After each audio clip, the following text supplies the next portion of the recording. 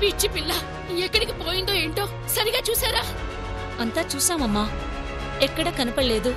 ఎప్పుడు ఇంట్లో పడి చావడం కాదు. ఇంట్లో చిన్నపిల్లలున్నారు, వాళ్ళు ఏం చేస్తున్నారో ఎటు వెళుతున్నారో చూసుకునే ధ్యాస లేదా? పిల్లలంటే ప్రేమ ఉండాలి, కానీ ఇంతలా కాదు. 1 గంట మనవరాలు కనిపించలేదని ఇంత హడావుడి చేశాడు. దీన్ని ప్రేమ అనరు.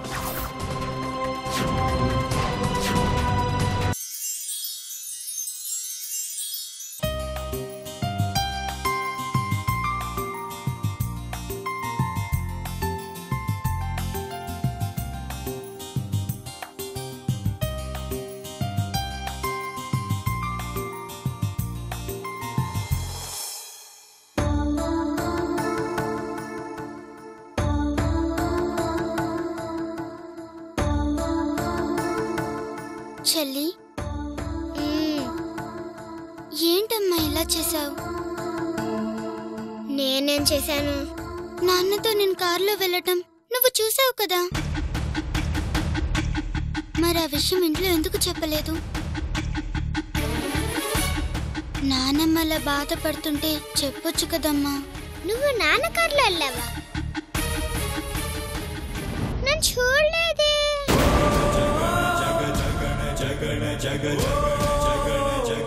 అదేంటి చెల్లి, నేను రమ్మంటే నువ్వు రానన్నావు కదా? నేనా? ఎప్పుడన్నాను?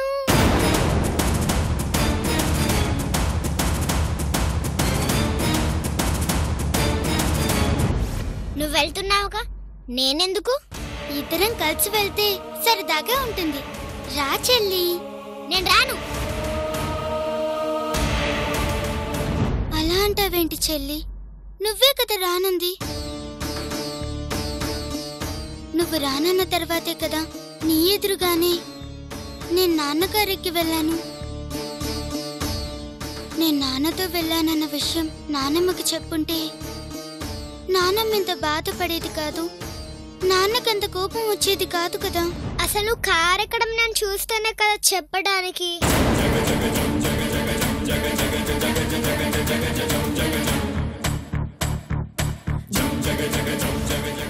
బాయ్ సంధ్య.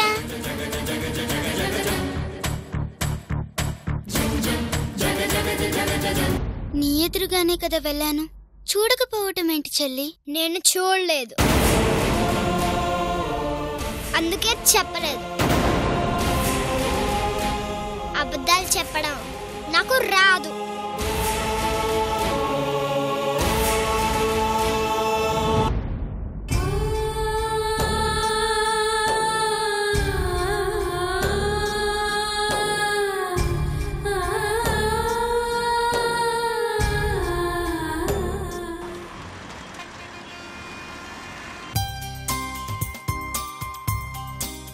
అమ్మా, నాకు ఆకలి అవుతుంది, తొందరగా అన్నం పెట్టు. సావిత్రి ఎక్కడమ్మా? ఏమో నాకేం తెలుసు. ఇంట్లో ఉండేది ఇద్దరు, ఏం అక్కతో కలిసి ఉండలేవా? నాకు ఉండాలనిపించదు. ఏంటి ఆ సమాధానం చెప్పటం? చిన్నపిల్లవి చిన్నపిల్లలా ఉండు.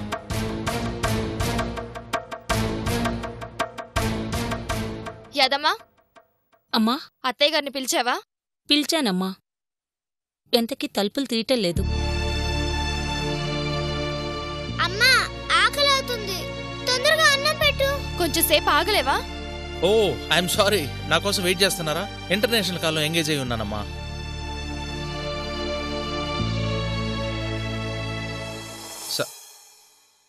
సావిత్రిది ఏమ్మా? యాదమ్మా, వేడి సావిత్రిని తీసురా. టగే అయ్యా. Hi Savitri, calm calm calm, కూర్చోమ్మా.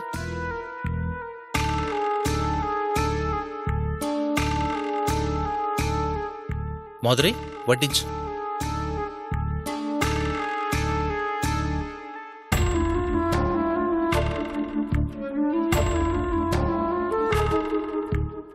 ఏమైంది మాధురి? అందరూ ఉన్నారు, అత్తయ్య గారు లేరనే విషయం గమనించారా?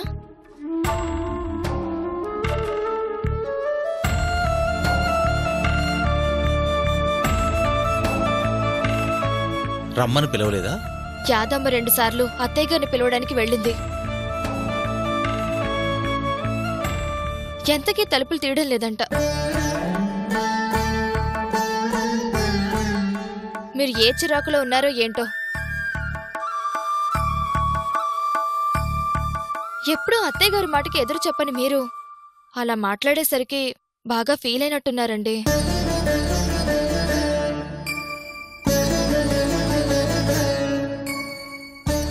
సావిత్రి 1 గంట కనిపించినంత మాత్రాన అమ్మ అంతలా కంగారు పడాలా?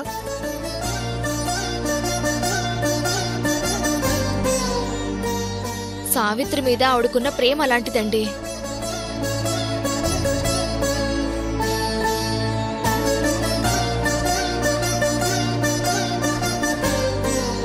ఆ విషయం మీకు తెలుసు కదా, తెలిసే మీరెందుకలా అన్నారు? మాధురి, అమ్మ మీద అంతగా చిరాకు పడ్డానా? గదిలోంచి బయటికి రాలేదు అంటే అర్థం అదే కదండి.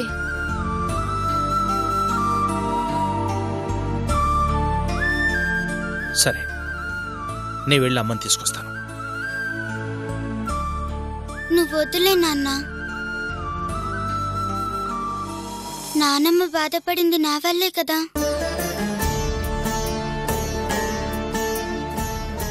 నేనే సారీ చెప్పి తీసుకొని వస్తాను.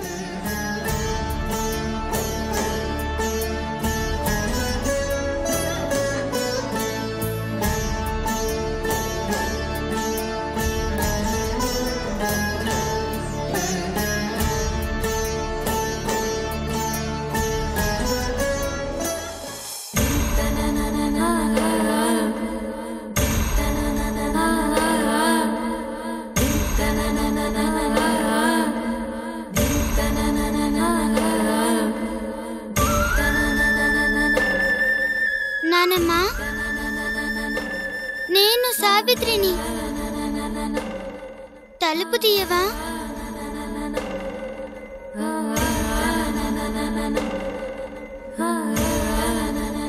ప్లీజ్ నానమ్మ, తలుపు తీయవా?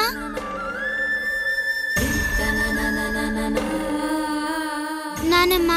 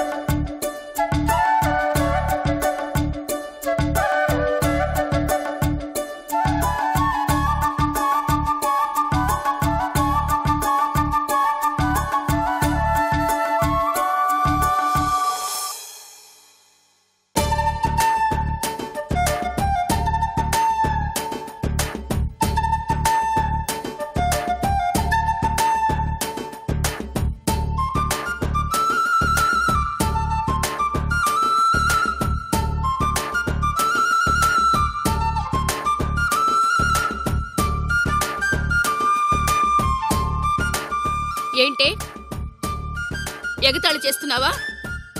నానమ్మ, నేను నీ వారసురాల్ని కదా. నువ్వెలా ఉంటావు, నేను అలానే ఉంటాను. అందరూ బాగా మాటలు నేర్చారు. మీ నాన్నేమో ఇష్టానికి మాట్లాడతాడు, నువ్వేమో నా పక్కన చేరి నన్ను ఎక్కిరిస్తున్నావా? నువ్వు మా నానమ్మవి కదా, నిన్నెందుకు ఎక్కిరిస్తాను? ఇదిగో, ఈ మాటలకి నేనేమి పడిపోనులే. సరే, పడిపోవద్దులే. నాకు ఆకలిగా ఉంది నానమ్మ. అయితే నా దగ్గరికి రావడం ఎందుకు? వెళ్ళి తిను. నువ్వు లేకుండా నేనెప్పుడైనా తిన్నానా? నాకు ఆకలిగా లేదు. నాకు ఆకలిస్తుంది నానమ్మ.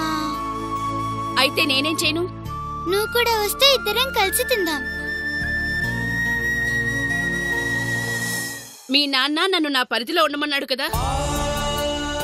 నేను ఎక్కడ ఉండాలో ఎలా ఉండాలో మీ నాన్నే నిర్ణయించాక ఇక నేనెందుకమ్మా? నా పరిధిలో నేనుంటానులే.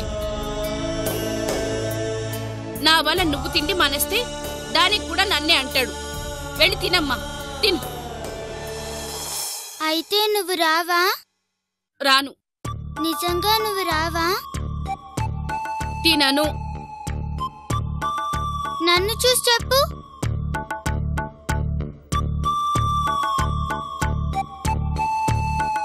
తినను.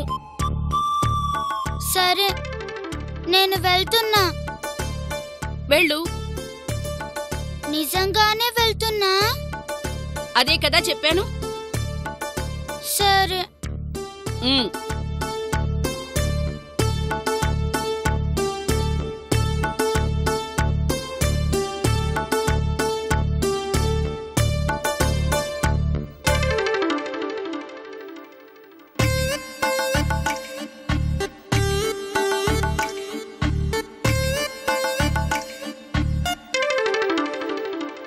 ఏంటమ్మా ఇంకెంతసేపు వెయిట్ చేయాలి?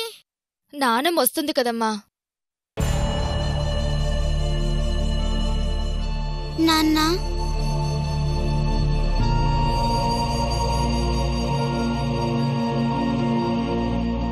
ఏంటమ్మా, నానమ్మ రాలేదా? నానమ్మ చాలా హర్ట్ అయింది నాన్న.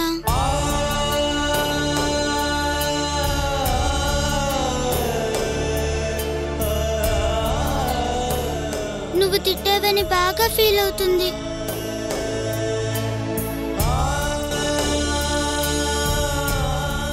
అందుకే అన్నం తినడానికి రాదంట. సావిత్రి పిలిచినా రాలేదు అంటే అత్తయ్య గారు ఎంత ఫీల్ అయ్యారో ఏంటోనండి.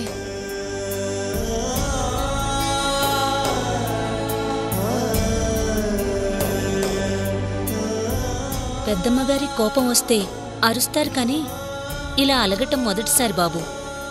తమరి మాటలకి బాగా నొచ్చుకున్నట్టున్నారు. ఏదో కోపంలో అలా అనేశాను కానీ అమ్మ ఇంత అప్సెట్ అవుతుందని ఎక్స్పెక్ట్ చేయలేదు. సరే, నే వెళ్ళి అమ్మని తీసుకొస్తాను. రామోద్రి,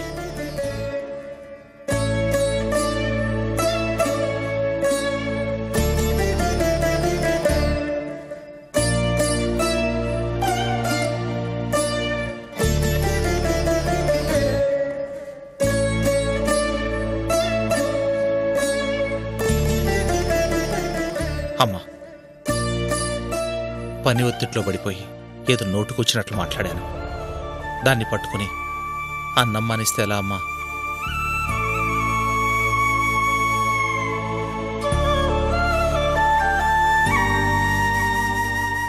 నా తప్పైపోయిందమ్మా.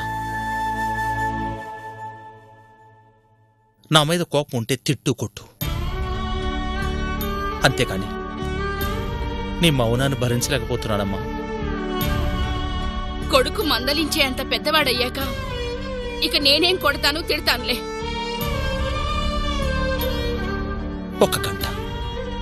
ఒక గంట మనవరాలు కనిపించపోతే ఎందుకంత హైరాణ పడుతున్నావు అన్నాను, అంతేగా?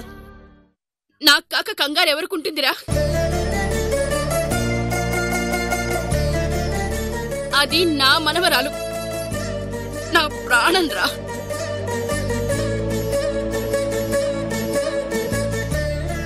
దానికేమైనా జరిగితే ఈ నిమ్మగడ్డ ప్రసన్నమ్మ గుండె ఆగిపోతురా.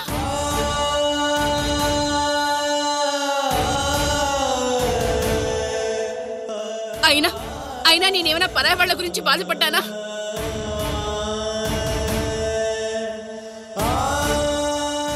నా సొంత మనవరాలి గురించేగా.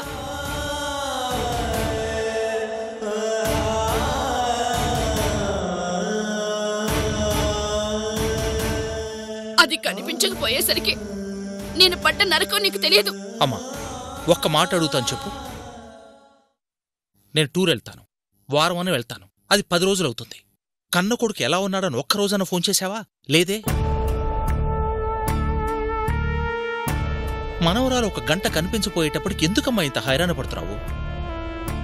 నాకు నీకన్నా నా మనవరాలే ఎక్కువరా.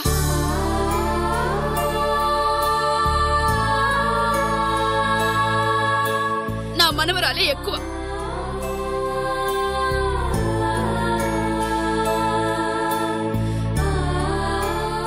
నాకే కాదురా, ఈ వయసులో ఉన్న వాళ్ళందరికీ కొడుకులు కూతుళ్ళు కాదురా, మనవళ్ళు మనవరాళ్లే ఎక్కువ.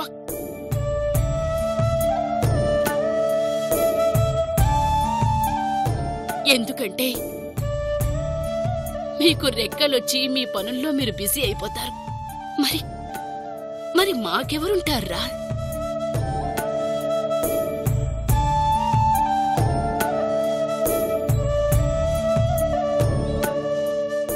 ఆ పసిపిల్లలతో ఆటలు పాటలేరా మాకు ఆనందాన్నిచ్చేవి.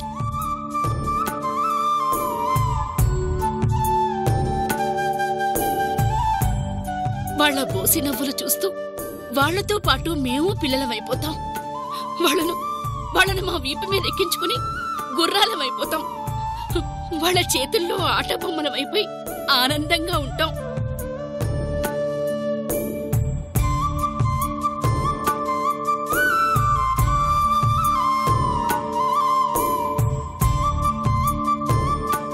ఈ వయసులో మీరు మాకు పెట్టే తిండి కాదురా మమ్మల్ని బతికించేది.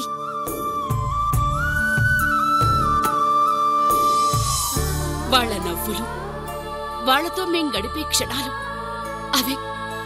అవే మమ్మల్ని బతికించేవి. మా ఆయుష్ని పెంచేవి.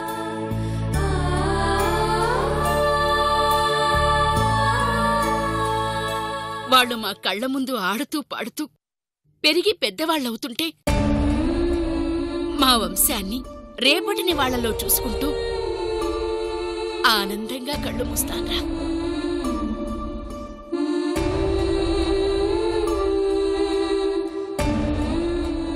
మేం చనిపోయాక మీరు తలకొరివి పెట్టి పున్నామ నరకాల నుంచి తప్పిస్తారేమో కాని వయసుతో పాటు వచ్చే అనారోగ్యాల గురించి, కాళ్ల నొప్పుల గురించి, కీళ్ల నొప్పుల గురించి, చస్తాము అనే భయం నుంచి మమ్మల్ని కాపాడే సంజీవులురా ఈ మనవళ్ళు మనవరాళ్ళు అంటే.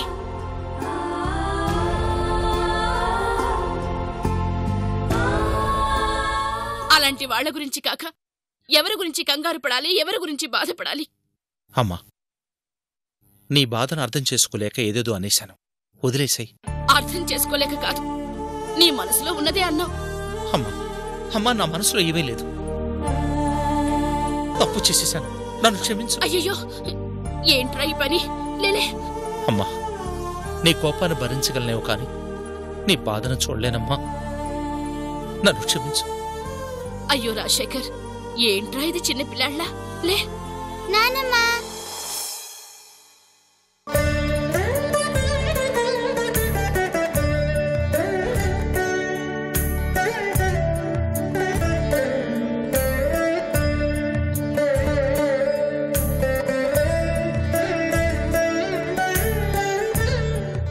ఏంటి? నువ్వు రానన్నావు కదా.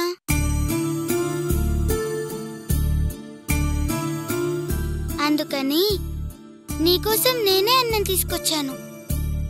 నేను అన్నం తింటానని నీకెవరు చెప్పారు? ఈ సావిత్రి పెడితే నాన్న వద్దన్నది కదా.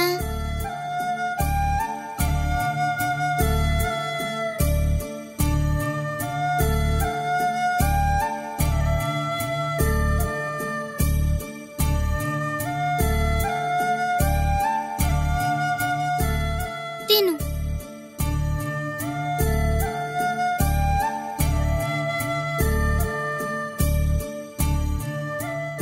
నేను తినకపోతే? నువ్వు తినకపోతే నేను తినను కదా. తిను. మా బుజ్జి నాన్నమ్మవు కదూ.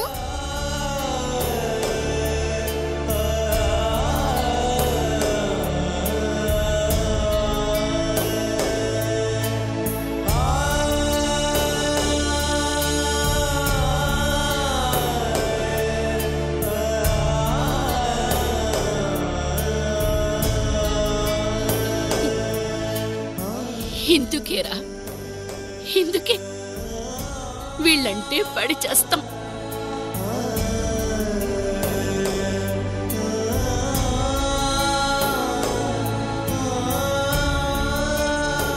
బిడ్డకు అమ్మ గోరుముద్దలు తినిపిస్తే అమ్మమ్మలకు నానమ్మలకు కూడా అమ్మలై అన్నం తినిపించే చిట్టి తల్లులు రావీళ్ళు.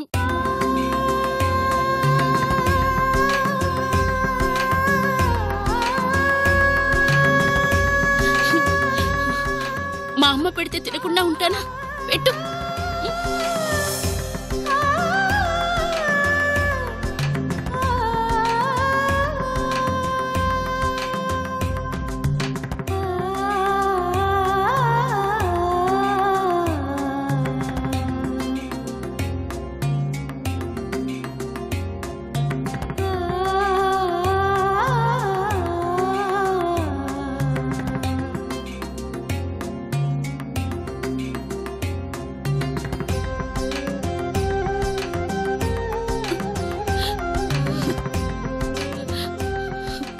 నన్నెలా కరిగించాలో నా చిట్టి తల్లికి బాగా తెలుసురా.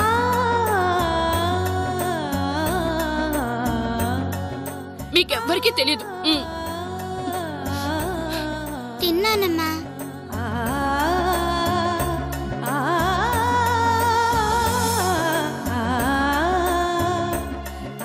నువ్వు తిను. ఇప్పుడు నీకు ఆను ఆను.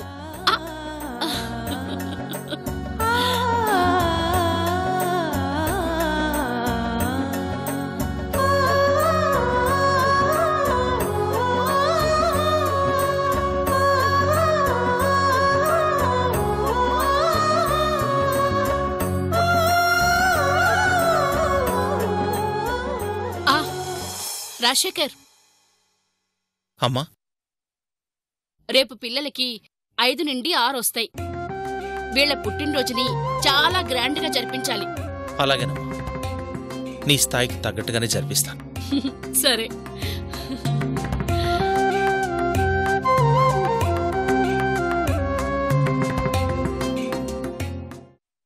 ఇంటి దగ్గర కూడా ఎవరు చెప్పారా? మరి చింతపల్లి దగ్గర రామాలయం ఉంది కదా, అక్కడికి వెళుతున్నాం.